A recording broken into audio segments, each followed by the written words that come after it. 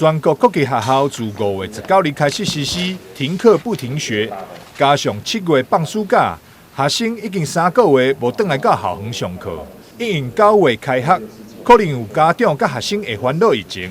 教育局学生咨询中心特别伫开学进前制作了安心图卡以及开学小叮咛，帮助学生欢喜迎接校园。那我们以安心开学这4个字，特别来提醒我们的家长。安是指什么？安全防疫。心是指什么？心身调适。那开是什么？开机暖身。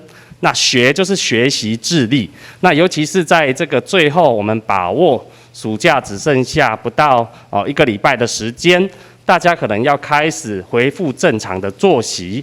那在开学之后，也不要有太大的压力，包括家长跟我们的老师都依照防疫的规定来做。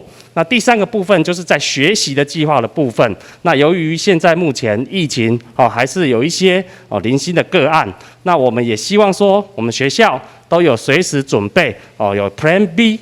就是说另外一个备案的计划来做准备，这样的话，我们的一个整个开学的事项就会变得更顺利，那学习的部分也会变得更安心。